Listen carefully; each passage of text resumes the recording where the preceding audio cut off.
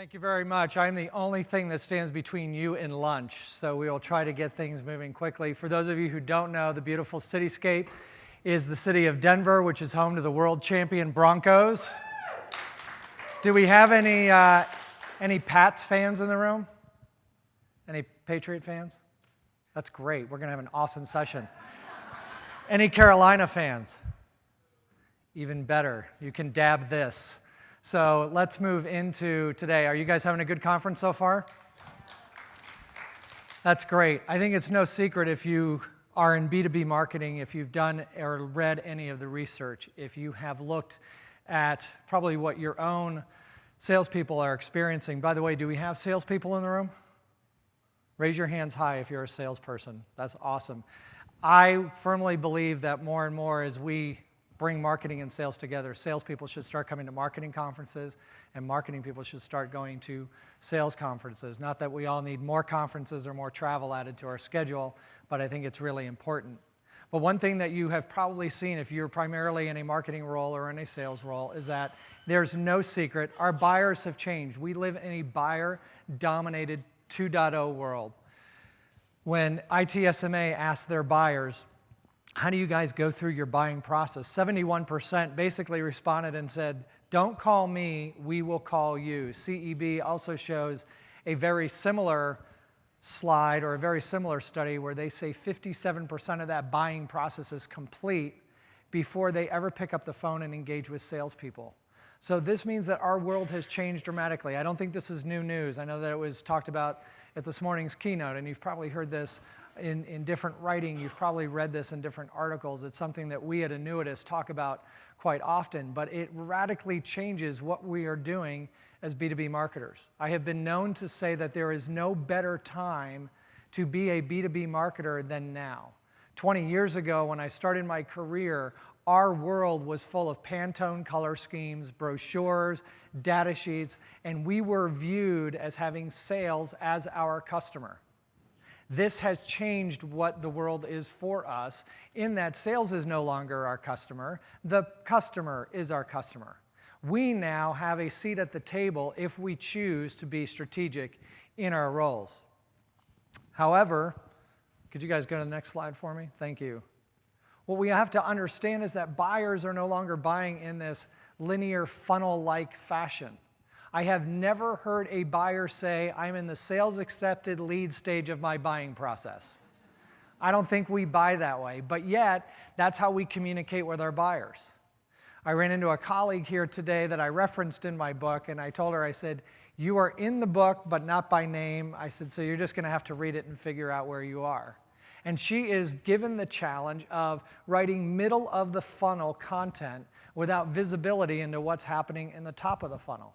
Well, when you understand that this is our buying process, and most of our buyers multiply this by 3, 4, or 5, when we think about a buying consensus or a buying committee, what we have to understand is they kind of buy like gnats. They're all over the place.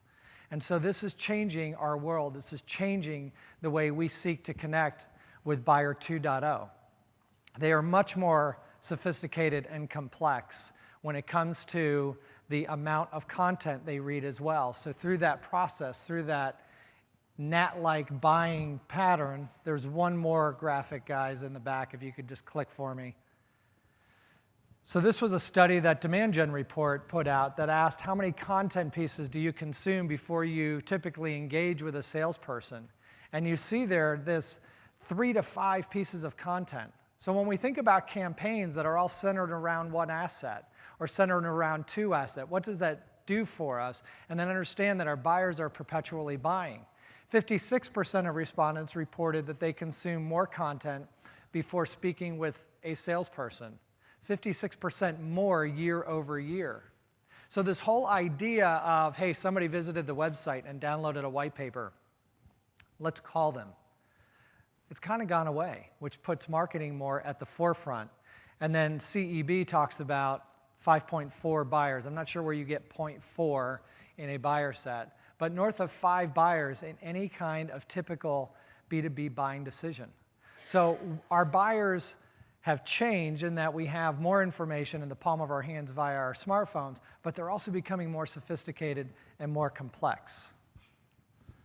So what is that response? What is the response of a typical marketing organization? I get to spend a lot of time talking with, of course, our clients, but in addition, I get to spend a lot of time talking to B2B marketers, and I hear some common refrains of, we kind of know what to do, but we're really not sure how to get started, or we think we're going to do this, or we just started this new whole approach. And what we have seen is that by and large, the typical marketing response, next slide please, is rather tactical.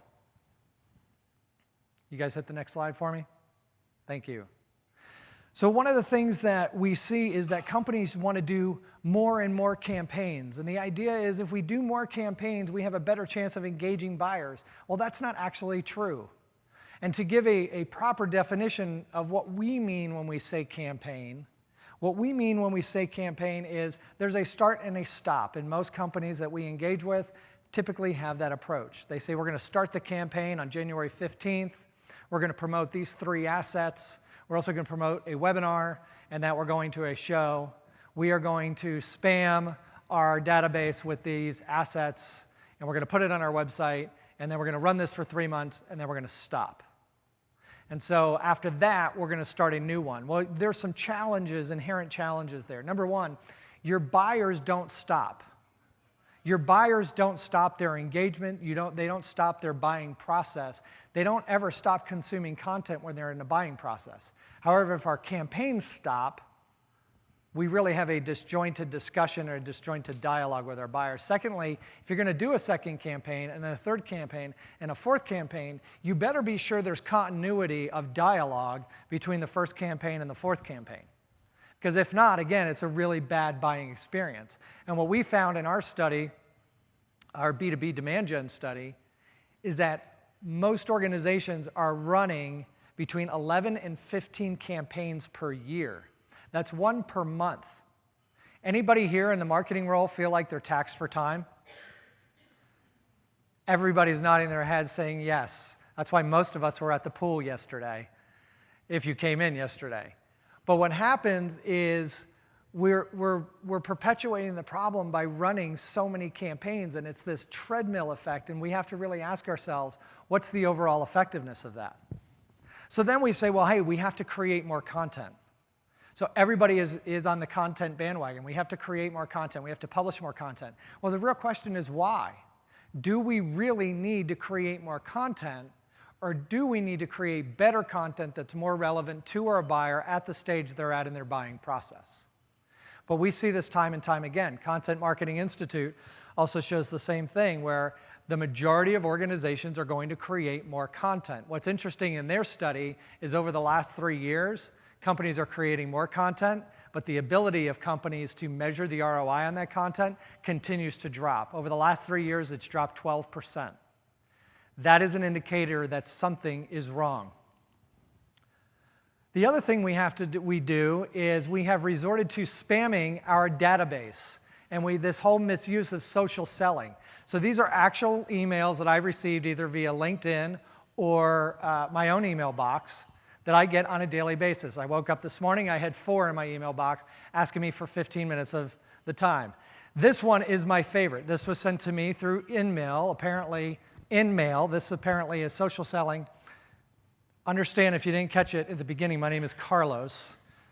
This dear lady writes, "Hi, Bill." Not really sure of the shenanigans going on there, but I'm really curious. So I wrote back, I said, "Who's Bill?" I did not hear back from her again. Sometimes I like to have fun, and I know some of these are eye charts. Another one, Annuitas video. So this was received to our general, actually to me directly, saying, "Hey, we saw your profile on LinkedIn, we visited your website, and we just know you guys are in the market for video. Would you have 25 minutes to sit down and talk about our solutions?" Don't know who your company is. We have somebody who runs marketing for Annuitas. I am not the person there that is going to make that decision, and I don't even know if we're interested in video. If we are, I'm surely not going to respond to a cold email where I have no idea where you are and you're one of 150. The only reason I'm going to interact with it is so I can cut and paste it and put it into a presentation for my conference that I'm about to speak at. Here's another one, right? This was about talent acquisition. As you guys are growing, we were fortunate enough to make the Inc. 5000 last year. So now I've got all of these talent managers trying to knock down our door about HR recruiting. We have somebody who does that for us as part of our organization. And so it's really interesting that this is what we do as a way to try to, quote, generate demand. We as a company at Annuitas, are a demand generation vendor.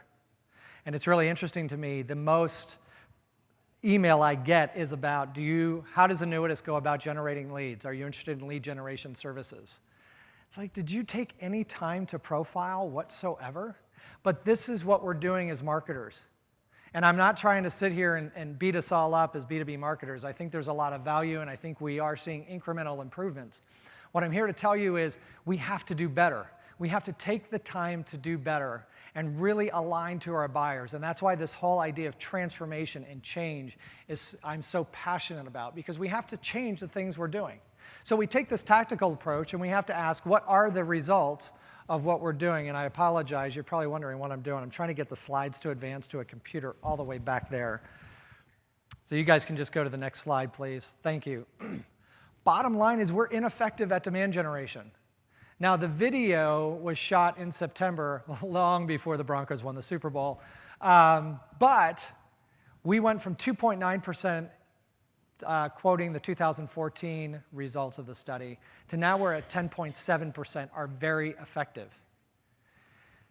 Moderately effective is 70%. I don't know of anybody who shows up every day to work and says, I really hope I'm moderately effective today. I think all of us in the room, I've spent enough time with B2B marketers where I know that there's a lot of smarts, there's a lot of understanding of what we want to do. Great, thanks. There's a lot of understanding of what we want to do, and there is a huge passion from the B2B marketers that I work with to say, I know we can do better. Nobody in the B2B field that I've met shows up and says, I'd like to be adequate. That would be awesome if I could just be adequate. We all want to be very effective, but we're not. And part of the reason we're not is we're taking a very tactical approach. Content maturity is lacking, and as I mentioned earlier, effectiveness is unknown. So how do B2B marketers rate the effectiveness of their organization's use of content marketing? 30% say we're either pretty good or we're very effective. That's an anemic percentage. And again, it's not like this is all brand new. This has just landed at our doorstep over the last year.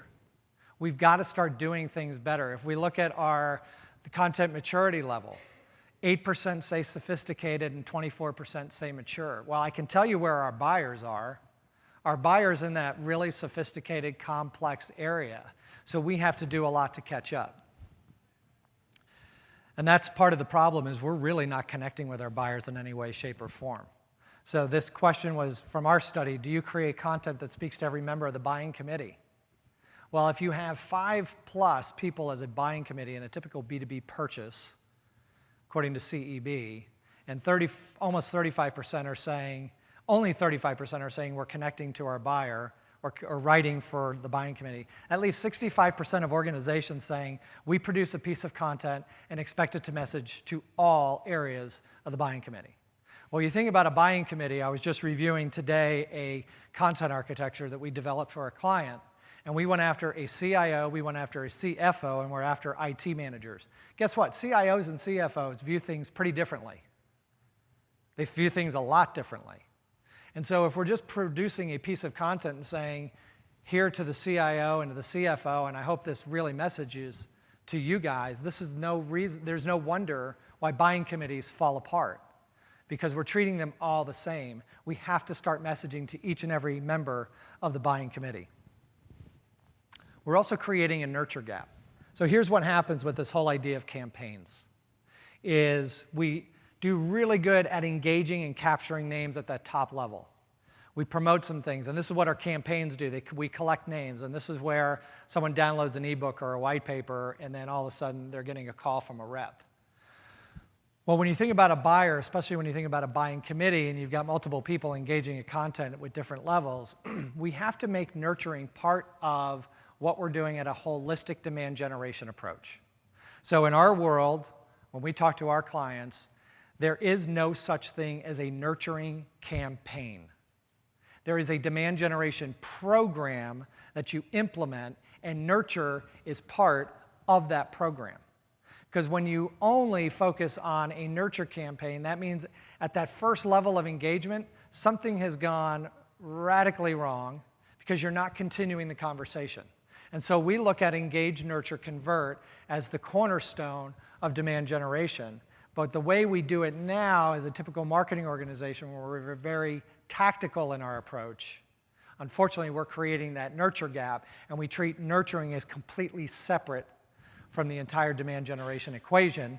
And most of our campaigns, let's be honest, when we talk about nurture, are not true programs. They're actually, or behavior-based, buyer-centric. They're actually more focused on time-based. So every 2 weeks, you're going to get this email. That's not nurturing, that's pestering. Because it just means whether I engage with you or not, I know I'm going to get your email delivered to my inbox. And it's just, hopefully, if you pester me enough, I'll click on something, and then you can show this great metric about clicks and open rates, which nobody cares about except for marketers, because we still don't know how that all ties back to revenue. So this is what happens then when we do all that, is 79% of B2B marketing leads do not get sales follow-up. And so on this, I built this on a Mac. It's now being transferred to a PC. It's actually Serious Decisions. That's all one line there. But this is their stat. And this is what happens to us. And so then we get into the argument with sales where we say, hey, we generated all these leads. And they say, no, you didn't. We say, no, we did. Remember, we went to that trade show, and we came back with 800 cards, and we entered them into Salesforce.com. Have you guys not followed up on them?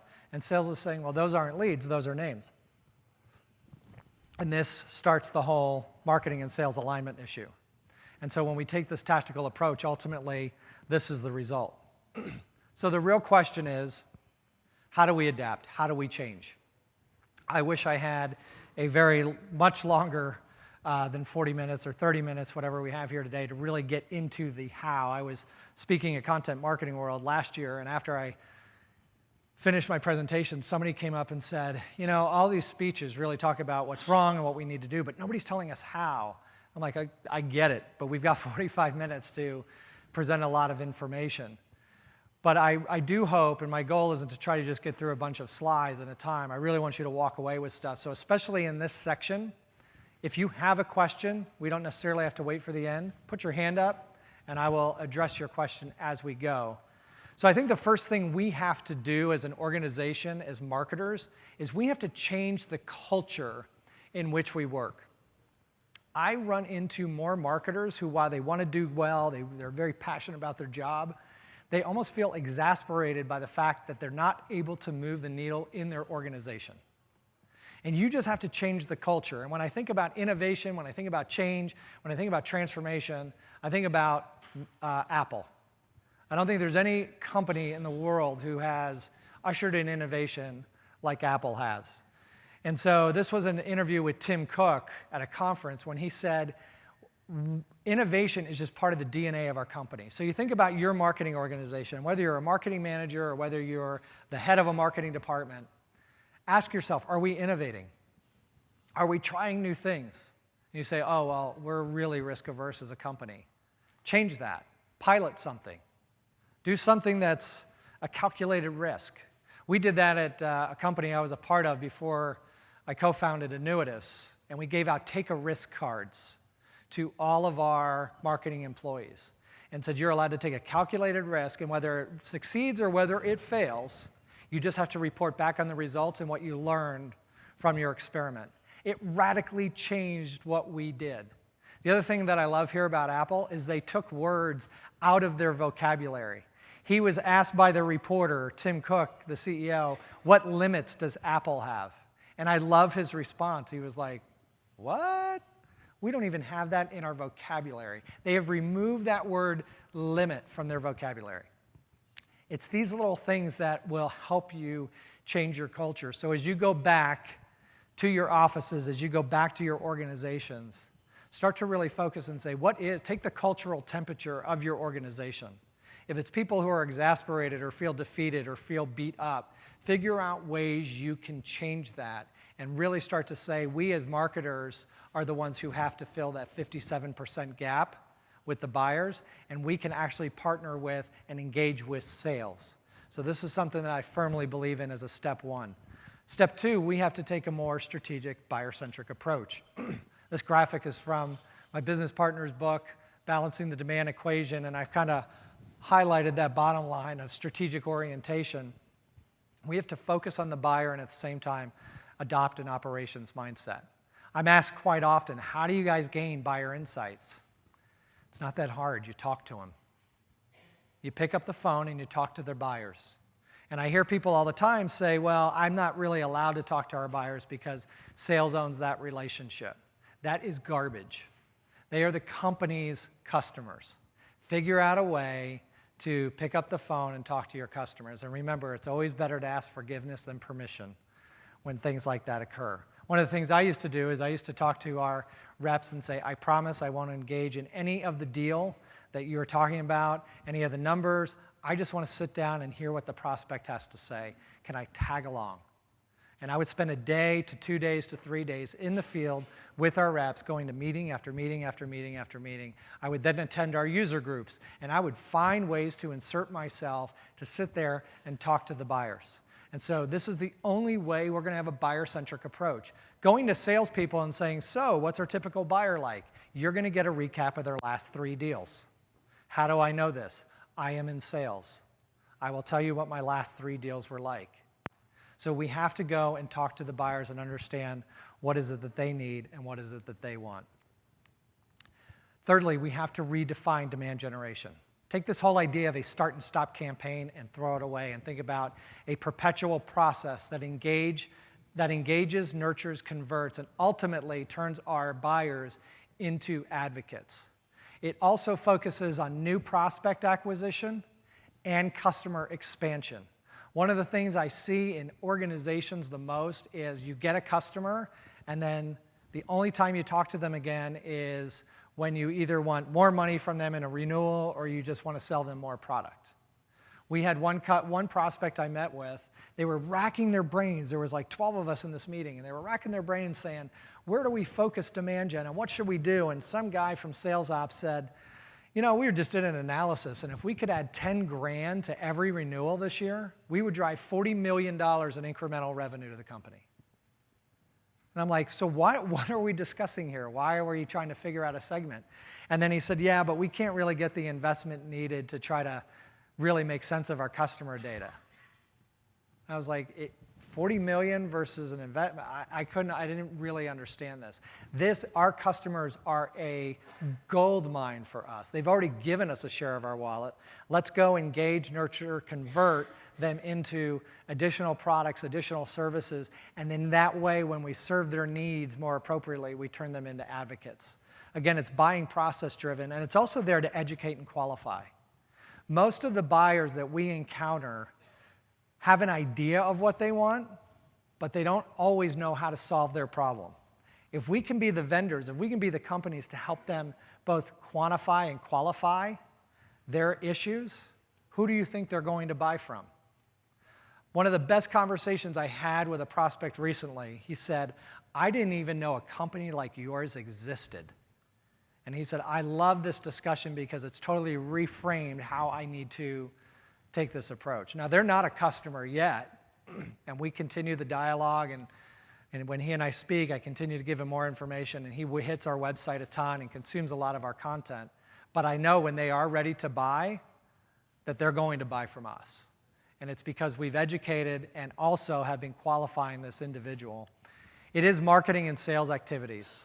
So for those marketers in the room, don't sit there and say, well, we're just going to tell sales what the next program is going to look like. Get them at the table at the beginning when you start to define what the strategy is. And then lastly, it's all about driving revenue. If you're in marketing and have not signed up for a number, you need to go back and figure out what that number should be. We should be coin operated as marketers. It's no longer just sales responsibility.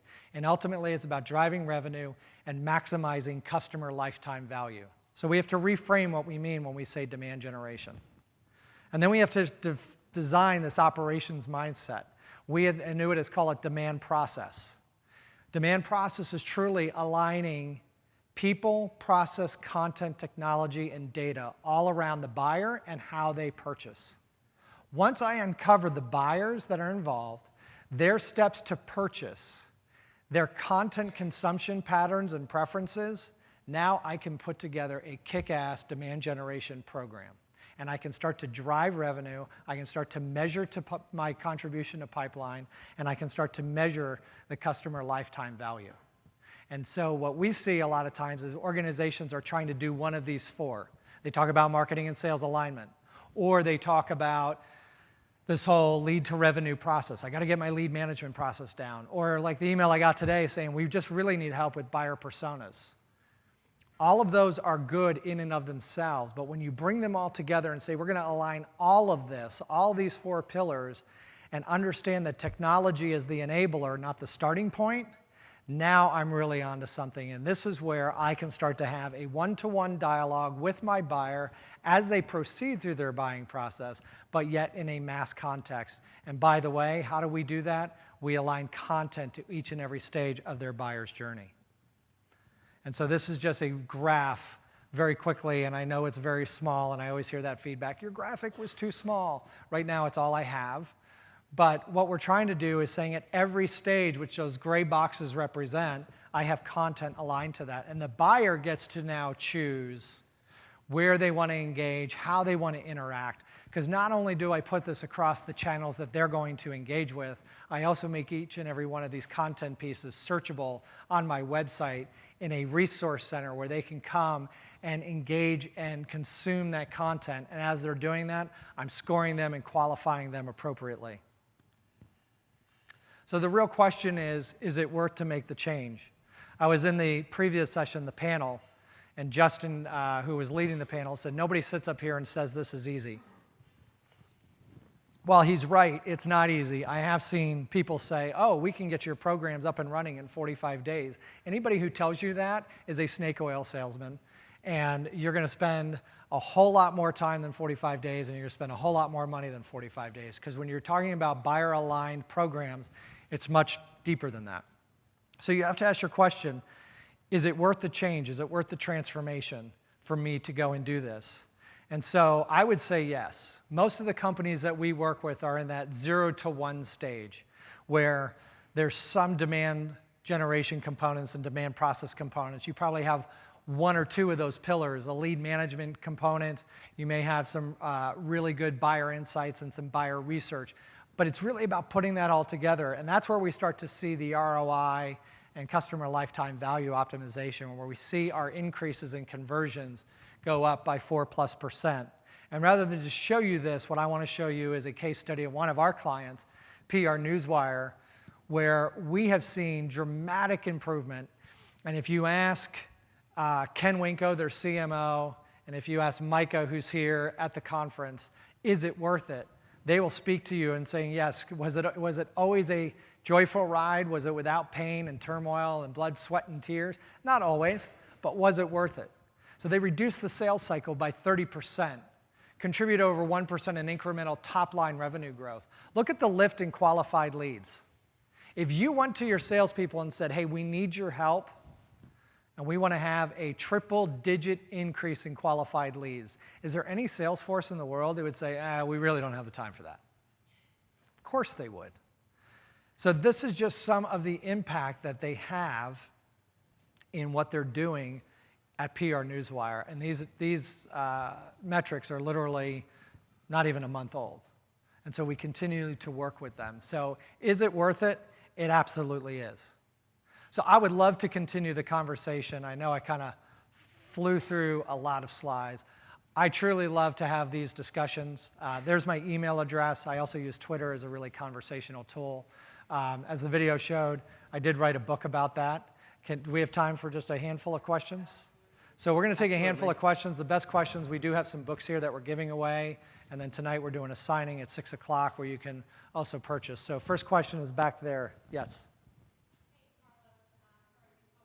Yeah, Amrita, right? Yep.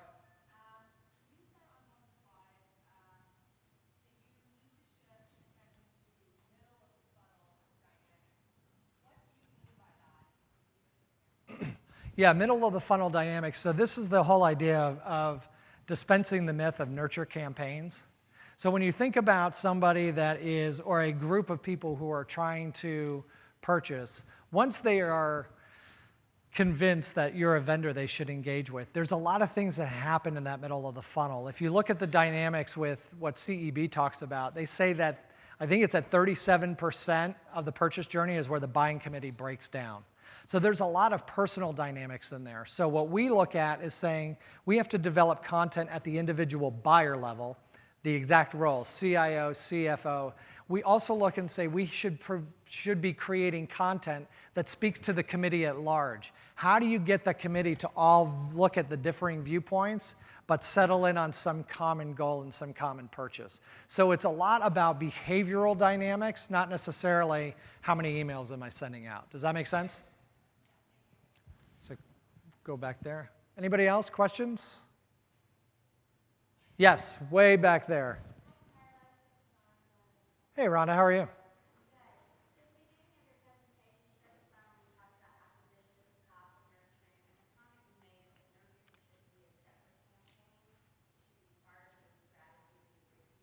Yep.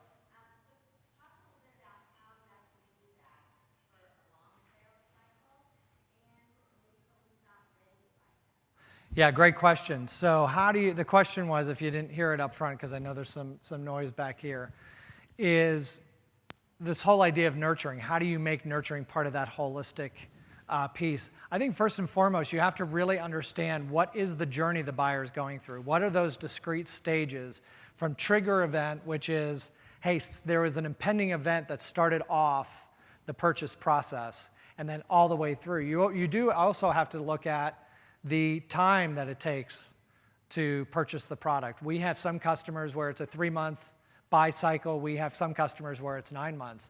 And then you have to start that engaged stage content as more top of mind, kind of helping educate, qualify, sometimes quantify the problem.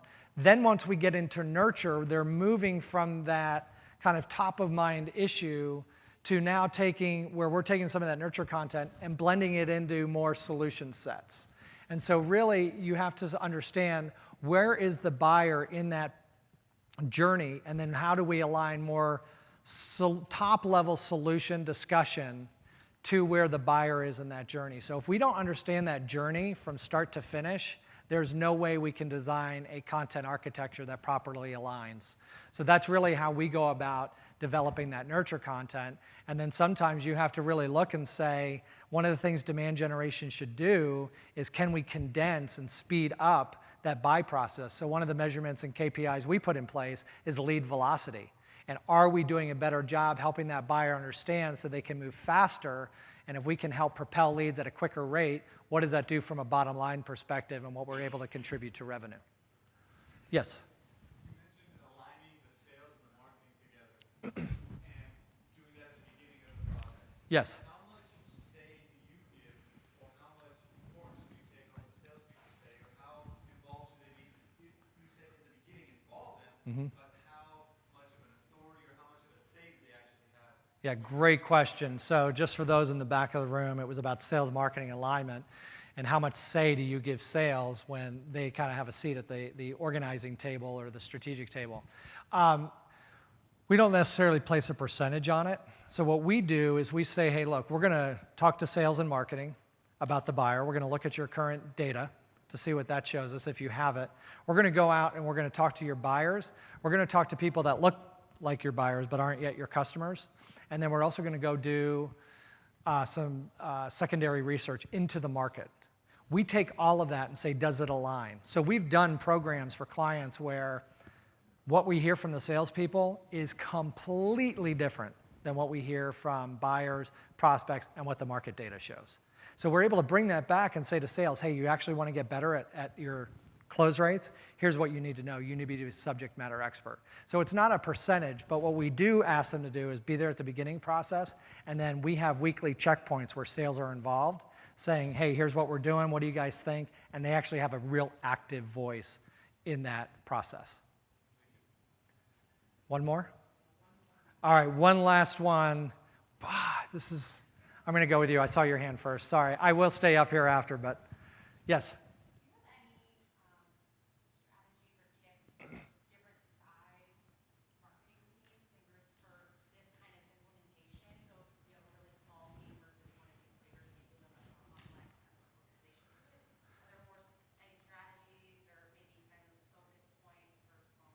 Yeah, so the question was strategies around size of team, marketing teams, et cetera. I would say whatever you do, I don't care how big you are as a company, get to know your buyer. Figure out a way, find the time. I mean, really, if you interview 10, 15 of your buyers, 45 minutes each, you should be able to find the time to do that. And then start to look at what are the common themes. How are they buying? What are they buying? What are their content consumption patterns? What kicked off the purchase process? Those are the things. I don't care what size you are. If you can understand that, then that gives you insight into what kind of content we should be developing in, what kind of channels should we be investing in, so on and so forth. So I am going to be around today and partly tomorrow. I'll also stay up here if there's questions. If you'd like a copy of this deck, sans video, so it reduces the file size, just drop off your business card up front, and then I'll be sure to make sure you get a copy of that. So thank you very much for your time, and we'll see you around the conference. Thank you, Carlos.